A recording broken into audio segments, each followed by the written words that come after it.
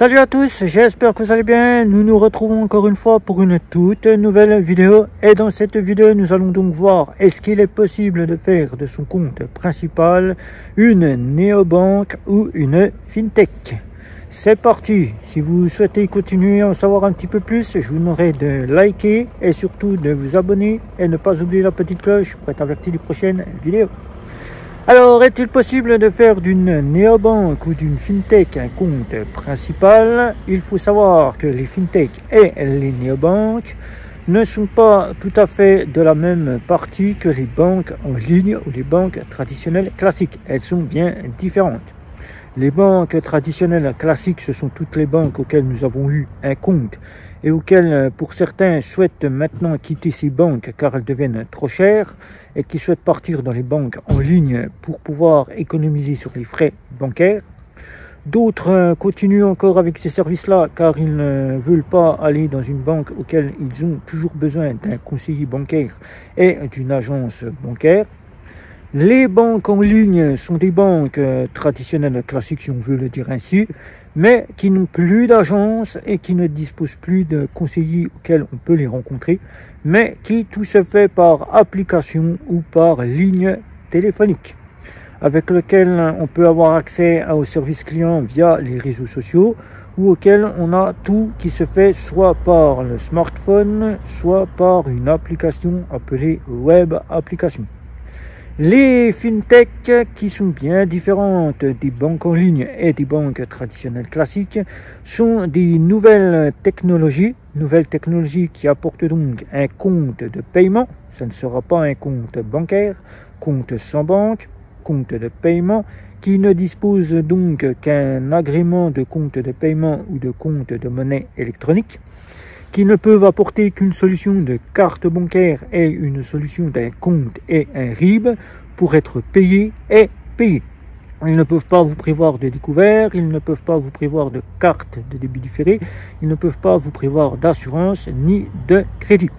Les néobanques, nouvelle génération qui dit que tout se fait par smartphone, tout comme pour la fintech. C'est une partie qui dispose d'un agrément compte, d'agrément de crédit qui peut se ranger aux côtés des banques en ligne, car elle dispose d'un agrément de crédit qui dit qu'elle peut prévoir tout le domaine d'une banque, mais pour une nouvelle génération propose des services autres que ceux qui sont proposés dans la banque. Même s'il repropose du crédit, même s'il propose des épargnes, c'est du nouvel épargne. Tout change, tout redevient nouveau et cette partie de néobanque prévoit ceci.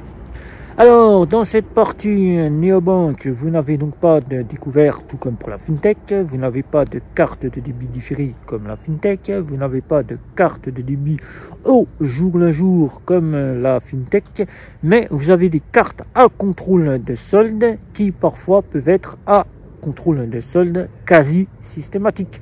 Entre parenthèses, je mettrai le offline, car la Banque de France est donc venue me rappeler à l'ordre que ce n'était pas le terme de offline, mais de quasi systématique qu'il fallait employer. Donc c'est quasi systématique, entre parenthèses, offline.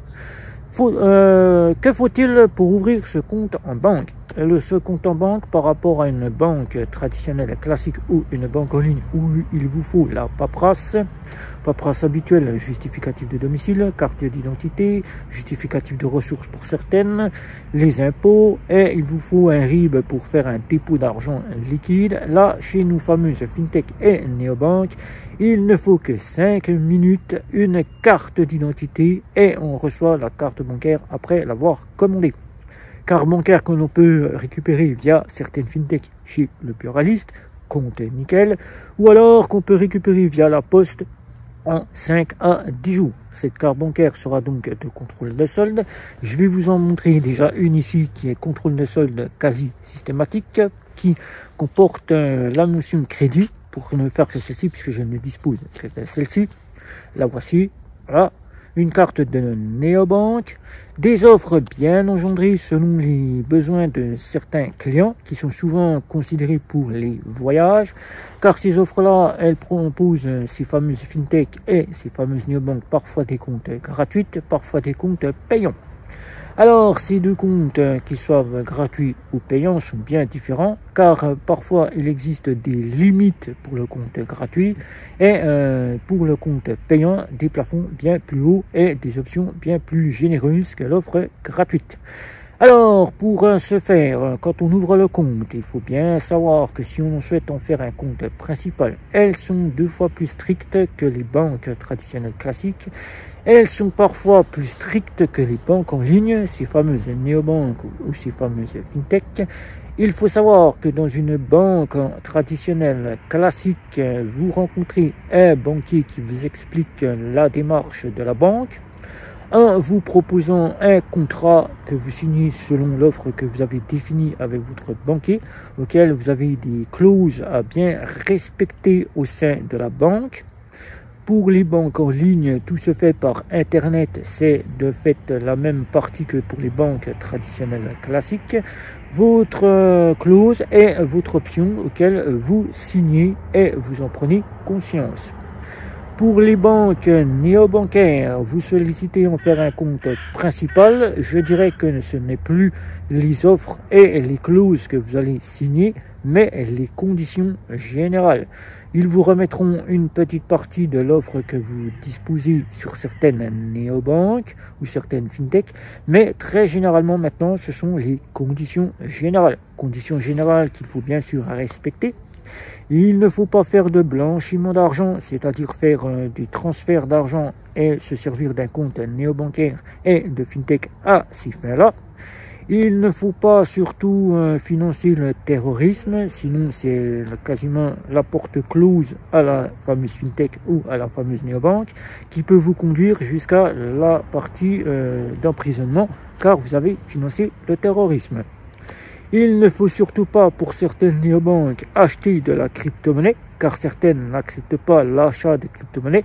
Dans le cas de la carte bancaire que je vous ai montré ici, Bank, qui n'accepte pas l'achat de crypto-monnaie. Et surtout, il ne faut pas, même si les néobanques vous le rappellent très souvent et qu'ils laissent passer pour certaines, faire des achats de jeux ou de paris sportifs.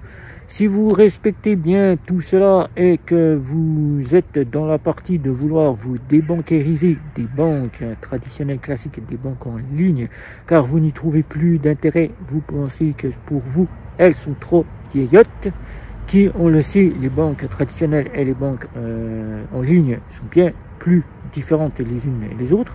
Les banques en ligne sont bien plus jeunes que les fameuses banques traditionnelles classiques. Même si elles reprennent tout le panel de la banque traditionnelle classique, les banques en ligne savent trouver acquéreur. Alors, pour en faire un compte principal, est-il réellement possible d'en faire un? Je dirais que oui, il est tout à fait d'en faire un compte principal, mais il y a des conditions à bien respecter. Les conditions que je vous ai citées ici: pas de blanchiment d'argent, que le compte serve à des versements, pas de terrorisme, de financement au terrorisme, sinon ça peut vous conclure directement la prison et ça peut vous conclure l'interdiction quasiment dans les domaines des néobanques et toute partie bancaire. Et surtout, pas de paris sportifs ni d'achat de jeux, car c'est interdit par les néobanques et les fintech. Même si celles-ci vous laissent passer et ne disent rien, tôt ou tard, elles finiront par vous le rappeler. Si vous respectez bien cela, que vous avez pris conscience en signant votre contrat de conditions générales, que vous ne faites pas des parties de payer avec votre carte bancaire sur des sites illégaux qui est aussi interdit, que vous ne vous faites pas frauder très souvent par des fraudeurs auxquels vous rappelez à la banque qu'il faut qu'elle vous rembourse. Ça, c'est aussi dans les conditions générales. Je dirais que oui, moi, après, en étant testeur, les avoir testés en compte principal, il est tout à fait possible d'en faire un compte principal, car pour ces fameuses fintech et néobanques, elles ont été créées dans le but de pouvoir donner un compte aux interdits bancaires qui n'ont pas le droit au compte par la Banque de France, qui la Banque de France leur interdit le temps que leur situation s'améliore, le droit au compte, car elle juge que pour le moment, c'est pas possible de retourner dans une banque. Ces comptes-là ont été créés spécialement pour eux, mais au fil des années, beaucoup de personnes se sont retournées vers leurs services, car innovants d'un côté, plus innovantes que les banques en ligne et que les banques traditionnelles classiques, elles ont apporté un vent nouveau et elles ont apporté ce que le client recherche. Donc, recherche, c'est un compte, des frais moins chers et surtout la possibilité d'avoir une meilleure gestion de leur compte de budgétisation, une meilleure gestion au niveau de leur budgétisation et leur apporter quasiment de l'instantané. Si même la fameuse partie qui est la plus intéressée par le monde de la néobanque, qui est la plus sollicitée étant Revolut, rappelez-vous que le terme qu'emploie Revolut banque en ligne n'est pas le terme décrit par la Banque de France, qui rappelle que Revolut n'est pas une banque en ligne, mais une néobanque. Car pour les banques en ligne, elles disposent d'une maison mère derrière, qui leur donne le statut quasiment de banque en ligne, mais qui pour les fameuses néobanques n'ont pas de banque mère derrière et ne peuvent ne pas employer ce terme. Donc, alors, pour ce faire, faut-il quasiment passer à côté ou peut-on réellement en faire un compte principal? Comme je vous ai dit, il est tout à fait possible à une seule condition, de bien respecter les conditions générales. De bien respecter et de savoir si vous êtes prêt à ne plus avoir besoin de vos banques traditionnelles classiques et de vos banques en ligne, de vous débancairiser totalement ou bien de vous débancairiser seulement à moitié, de garder une banque de sûreté en cas de besoin, de garder ce système quasiment pour le secondaire, c'est vous qui voyez, mais il est tout à fait possible d'en faire un compte principal. Alors, à vous de voir, est-ce que vous êtes prêt à, maintenant que vous savez qu'il est tout à fait possible d'en faire un compte principal, prêt à quitter les banques pour la nouveauté, même s'il manque beaucoup d'options, et que vous êtes prêt à faire avec les options que proposent les fintech et les néobanques, ou bien vous pensez toujours que cette partie que je vous ai citée ici, c'est simplement pour être intéressant, que je vous ai dit que vous pouvez en faire un compte principal. Pas du tout. On peut réellement, après les avoir testés et avoir repris une fameuse néobanque en compte principal, que je peux vous annoncer qu'il est tout à fait possible, car même eux, maintenant, à notre époque, en 2025, ils encouragent, quand vous ouvrez un compte, à savoir si vous sollicitez ou pas déposer votre salaire ou vos prestations sur ce compte pour en faire un compte principal. Voilà, donc mieux vaut être plutôt vigilant envers les fintech que vers les néobanques, car les néobanques ont un agrément, disposent d'une licence de fonds de garantie à hauteur de 100 000 €, que plutôt vous retournez vers une fintech qui a une procédure qui sera d'un compte de cotonnement et qui devra quasiment, en cas de faillite de ce compte de cotonnement, attendre la licence de la banque auquel elle a le compte de cotonnement. Voilà, donc je dirais pour ma part, mieux vaut se retourner vers les néobanques si vous sollicitez en faire un compte principal, et là vous aurez plus d'assurance de sûreté que si vous allez vous retourner vers une fintech. Voilà, donc j'ai essayé de vous expliquer tout cela en termes, j'espère que cette fois-ci vous aurez bien compris que oui, il est tout à fait possible d'en faire un compte principal. Donc alors, pour celle que je conseille le plus, c'est donc Revolut, c'est donc le compte Bunk, et la petite Sumeria qui devrait normalement cette année avoir sa licence bancaire et son agrément de crédit. Je dis en termes de banque, elle a déjà la licence, mais son agrément de crédit. Donc si vous avez des questions, n'hésitez pas. Un petit like, un petit abonnement, les réseaux sociaux, surtout la petite cloche pour être averti des prochaines vidéos. Et si ce n'est pas déjà fait, je dis bye bye, à la prochaine vidéo.